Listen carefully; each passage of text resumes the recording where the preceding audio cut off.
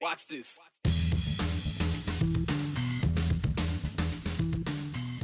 It's finally Friday. Thanks for joining us here on the 208. Well, heading into the end of the fiscal year, which was back on June 30th, a few weeks ago, we knew that the state of Idaho would head into the current year with a budget surplus. What we didn't know at the time was the final figures, which set up the economic outlook for the entire state of Idaho. Well, good news for you, the numbers are in, and Idaho has that surplus. Oh yes, well over $1 billion. Budget experts at the state report to us that since 2019, 3 years ago, the state has seen 8 years worth of revenue growth. So, how did Idaho accomplish this, and what does it actually mean in terms of impact for you and I at home? I spoke with State Budget Director Alex Adams to find out. A fortunate few years economically for the state of Idaho created a major surplus. And now the final numbers for the 2022 fiscal year are in. So when we close the books in the fiscal year on June 30th, state's ending the year with just under $1.4 billion in surplus. State Budget Director Alex Adams shares the news. Good news for the Gem State. In terms of a year end, just to put it in perspective, it's about 30% of the appropriations for the year that we're in. So percentage-wise, it's certainly higher than we've seen before. So how did Idaho build such a large surplus? Almost $1.4 billion. The economy is surging in Idaho. The main drivers are income tax, sales tax, and corporate income tax. Corporate income certainly was the star performer. Businesses are choosing to relocate to Idaho or expand their businesses in Idaho. But sales tax was up 10%, income tax was up 6%. So it really is across the board. In recent years, Idaho has received an influx of federal dollars to help the state deal with coronavirus and impacts we've seen from that. So, did that cash infusion create the surplus? Adams says not exactly. When we talk about the surplus, we're talking about only the state's general funds. We're talking about income tax, sales tax, and corporate income tax. Federal funds are accounted for separately throughout the state budget. That's not to say they don't have any impact. Idahoans were mailed stimulus checks from the federal government. To the extent Idahoans went out and bought things with those stimulus checks, it does show up as sales tax. So it certainly has an impact. But the funds that we got from CARES Act, the funds that we got from ARPA, the funds that we got from the bipartisan infrastructure law, those are accounted for separately and don't directly influence the surplus. So what to do with all those surplus dollars? Adams says more of the same, in a good way, can likely be expected from the governor's office. I think he's talking about things similar to that for next year. Governor, in talking to him about the surplus, he's already saying, yeah, we've cut taxes 2 straight years, let's go for 3. We've made record investments for education, let's go further. So there's certainly a lot of opportunities. Adams says there is a challenge ahead, facing other forces in the economy. You have record high inflation, you have supply chain issues, labor market shortages. Idahoans are struggling with the price of gas and the price of groceries. And we have to manage that surplus responsibly for something that will sustain any economic condition while reinvesting in Idahoans. In Idaho and beyond, there are concerns about the American economy heading towards a recession. Having a surplus heading into that is good news, but there could still be challenges. For sure, and the states that are going to handle whatever economic situations may emerge, whether there is a recession or those that do the good government prudent steps that Idaho is doing. Under Governor Little, we paid off all state building debt in our bond payment program. We invest in deferred maintenance. We maxed out our rainy day funds by putting over $1 billion in reserve. So Idahoans can have confidence that we are taking those steps necessary to prepare for what conditions might be on the horizon. The current surplus builds on the established surplus from last year. What impact is that having now? Adams says a good example was just announced today. In Idaho, we have just under 500 bridges that are old, structurally deficient, or have load restrictions. Governor this morning announced that we're using some of our budget surplus from last year to clean out a third of that backlog, and we're going to fix 130 to 140 bridges statewide to account for some of that wear and tear associated with growth. So I know the big question at home you may be asking, will Idahoans get another check in the mail for a tax rebate? Many of you got them recently. Well, the answer is there's a good chance, but the Idaho legislature will have to take that up for a vote first. We'll keep an eye on that as we head into January. It's been a week since members of the Idaho Republican Party gathered for their convention in Twin Falls. There, more than 750 delegates from across the state met to discuss and vote on party resolutions, as well as hold their annual party elections. And as we've reported extensively this week, things got out of hand early on. A little background. Incumbent President Tom Luna was holding a meet and greet Thursday night for GOP delegates called Pizza and Patriots. But someone made their own flyers, and they titled it Pizza for the Hungry, and they dropped them off at the Valley Homeless Shelter nearby. And guests of the shelter, well, they showed up for the event. It's since been called a political prank. That's what they're calling it, a political prank. Now, the homeless shelter later named North Idaho politician David Riley as the person who passed out those flyers. Riley, who was a Kootenai County GOP delegate, recently ran for governor as a write-in candidate with the Democratic Party. Received less than 25 votes. Now, Riley has not denied his involvement, but also hasn't said it wasn't him. Well, late last night, the Idaho Young Republicans posted on their social media pages. They say, and I'm quoting here, "Of larger concern is the tactics displayed by a few individuals in our party both this weekend and over the last few months. Examples include shenanigans at the governor's ball, recorded plots to manipulate Democrat precinct races, and a few others."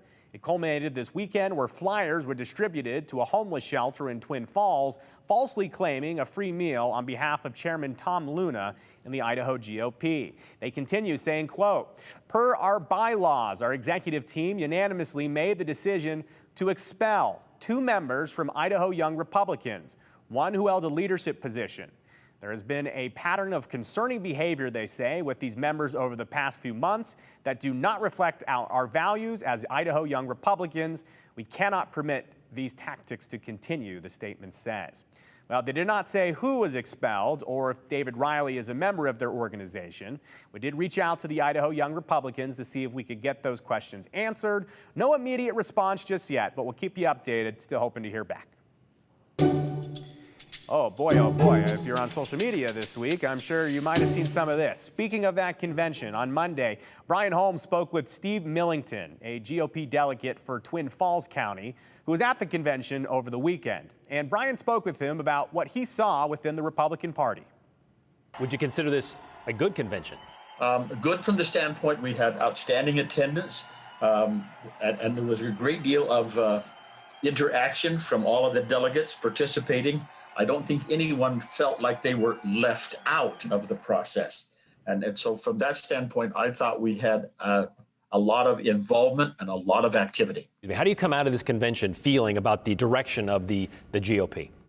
If we listen to the campaign speeches for the office of chairman from Tom Luna and from Dorothy Moon, there was quite a bit of divergence between one's platform and agenda and the other ones.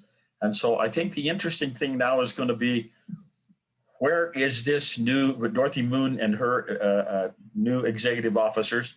Which direction are they going to move us, and how are they going to get that done? And is that going to be most beneficial long term for the Republican Party?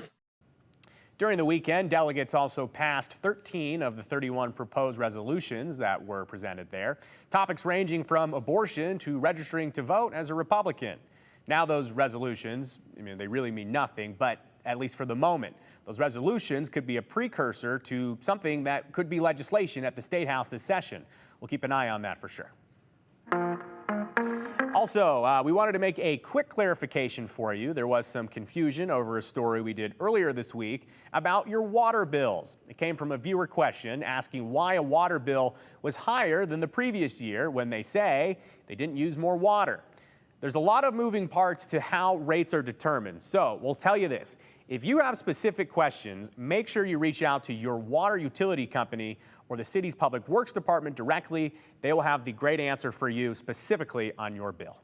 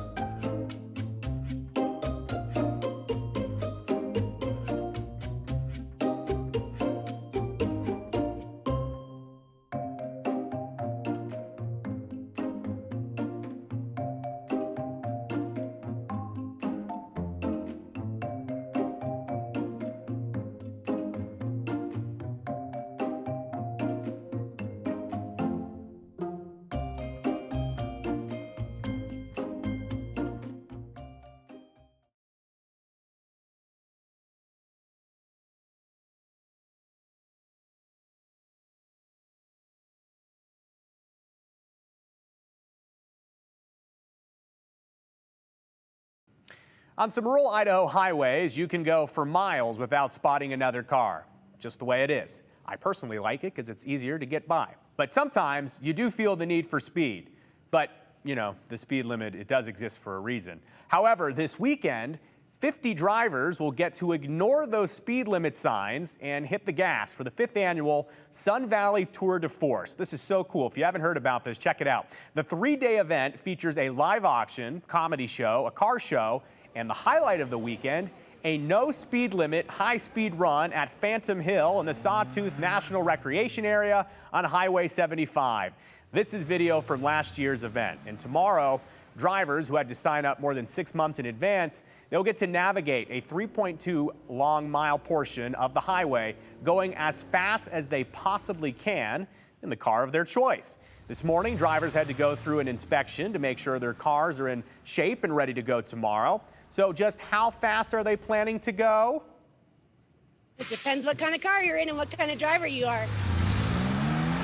You can do it pretty quick. I think the McLarens can go 0 to 60 in about 4 seconds. I'm in a 992 Turbo S. The car is incredibly fast, and it's probably the fastest car that I've been in, 0 to 60.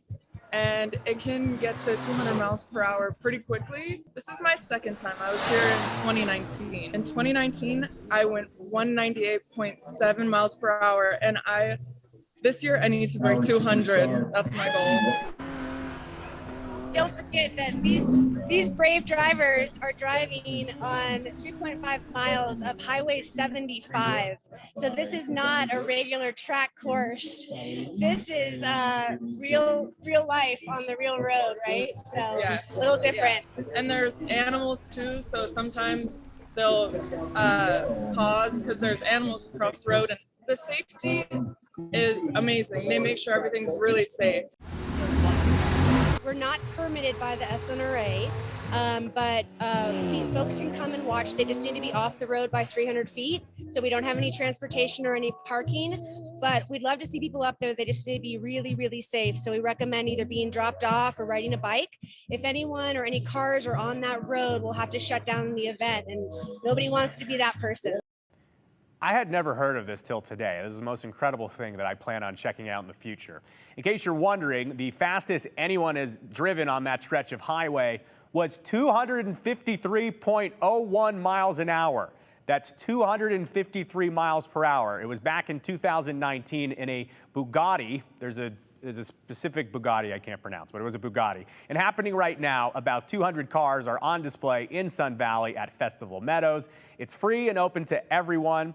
Classic, luxury, and custom cars are all on display until about 8 p.m. tonight. But the best part about the weekend is the support for charity. Whitney told us that this weekend they're hoping to surpass the $175,000 they raised last year for the Hunger Coalition in Blaine County. So if you're headed up that way, be prepared for some traffic. The delays from tomorrow should be about 7 a.m. in the morning to 3 p.m. So if you're heading up from Boise, keep an eye out for that. The highway will be closed for that stretch of road, but will reopen every 20 minutes to let other traffic through. From one speed tour to another, about 5,100 miles from Sun Valley, 150 of the best cyclists in the world are getting ready to finish the three-week-long 2022 Tour de France. And one of those riders includes a Boise High graduate, 23-year-old Matteo Jorgensen. And we've done a few updates on Matteo since the start of the Tour de France, but apparently we have not updated enough over the last 3 weeks because we have gotten so many messages asking about Matteo. Some of your messages. Who is the Idaho bicycle rider in the Tour de France and how is he doing? And of course, we got this email from Janie and Vic. Hey, Brian, how about a call out to Matteo Jorgensen from Boise regarding his ride on the Tour de France? Matteo placed 4th on the stage, 5th on the stage 13th, and 4th yesterday on stage 16 after crashing with an injury. Incredible ride from this young man from Boise.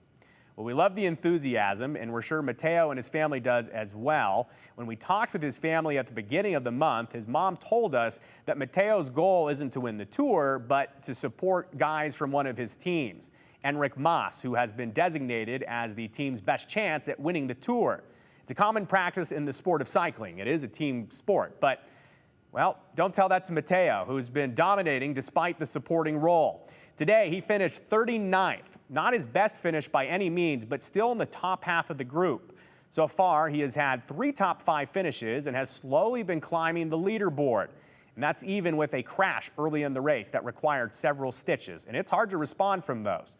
Right now, Matteo currently sits in 21st overall, which is incredible, and first on his team after his teammate Enric Mas actually had to drop out after testing positive for COVID yesterday. The Tour de France wraps up on Sunday, and we're going to have a full recap for you coming up on Sunday night. So we are keeping a close eye on Matteo. Good luck out there.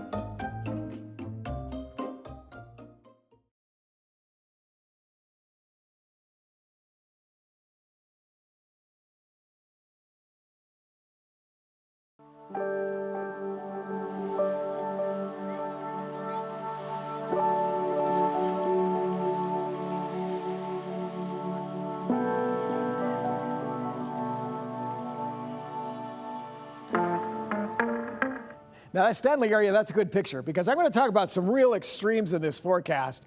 First of all, in Stanley tonight, the temperature could get down between 34 to 38 degrees. Can you imagine that? That's pretty cold. And not only that, but look at this. As you look over the northwest, we could be seeing some of the hottest temperatures next weekend for the entire country. As you look at the 6 to 10 day outlook, the Midwest could have below average, but if we go in a little closer, you could see up here the Tri-Cities, down here into Oregon, even portions of western Idaho, that could be anywhere from 102 to 107.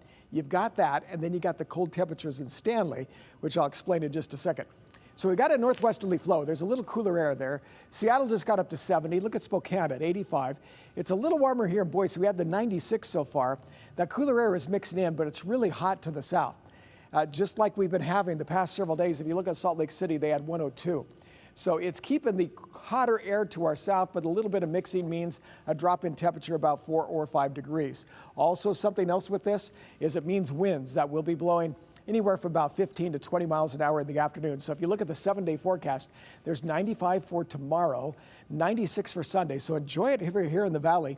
If you're going to be going to the mountains, temperatures will be mid-80s over most of the weekend. Sun Valley and McCall will be down into the lower 50s, but Stanley will be colder than that. But next week, look at this. You're looking at Tuesday, Wednesday, Thursday, Friday, possibly even Monday. So far, 9 days of 100 degrees or better. So if you're looking at this, we could be 9, 10, 11, 12, 13, say 14. We could be getting close to the record of 20 days, which was back in 2013, with only 3 or 4 days left of summer to hit 100 degrees. Now, if you look at Stanley tonight, first of all, they've got that cold northerly flow, so it's cooler, so they've had cooler conditions. Their elevation is about 6,500 feet. Sawtooth, as you look at the mountains, are above 10,000. They still have snow, it's rock. That cooler it comes down, they get the breezes down there into the valley. So you've got some cold temperatures. So if you're going up there, a coat's possible, even in this weather. Can you believe that? You're going to get out of the heat, but a coat is possible. Wear one like myself or Joe, and just kind of be, looking stunning while you're cold up there in Stanley. Okay, but it's going to heat up in the afternoon, Joe. What did you say the morning temperature was going to be again in Stanley? They could be anywhere between 34 to 38 degrees tonight. That's winter temperatures, you guys. Wow. It's a 70-degree difference. All right, thank you very much, Rick. Well, as you heard the man, Chief Meteorologist Rick Lance, more triple-digit, it's on the way, so keep track. But thankfully, we've got the Boise River to help cool us off here in the valley, and thousands of people, as you know, they already have. Unfortunately, though, some have only floated part of the way of the river because, as those of us have floated the river before know, the type of raft or tube or whatever flotation device you use, it matters. You may not make it if you pick the wrong one. Before the river opens for the season, Boise Fire, they clear the river as best they can of things like tree limbs and other debris, dangerous stuff. But as the summer goes on, other debris, it naturally finds its way into the river. So it's important not only to pay attention when you're out there, keep a close eye on things, but have a good raft.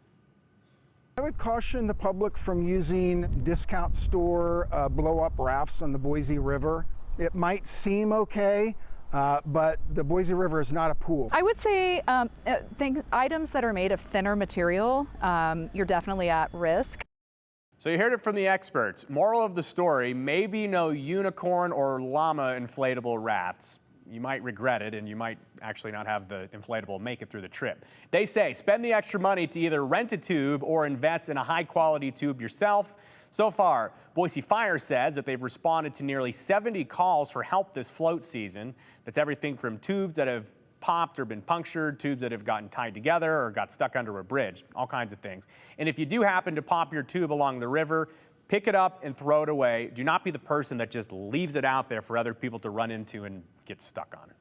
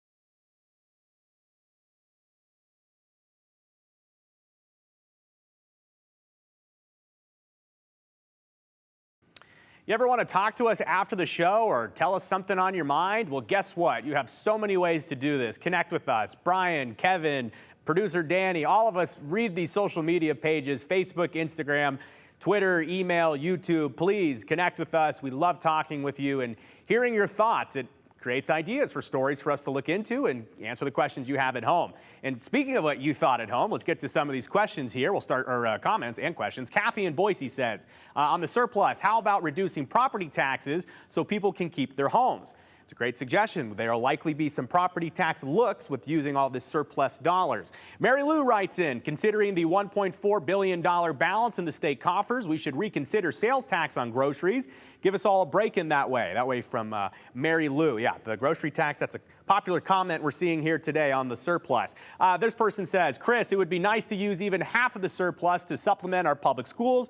That's what I would do with it. The governor, Chris, I think really wants to invest in education, so a good chance we see that. And then our friend Phil Mount. Hi, Phil. How you doing? He says, how did I not know about the Sun Valley Tour de Force? Why am I not in Sun Valley this weekend watching this? Yeah, Phil, the entire 208 staff agrees with you. So hopefully we see you all there next year. Again, they're going to be flying down the highway up in Sun Valley. So hopefully we'll see some pictures from it over the weekend. Until then, though, we'll see you Monday.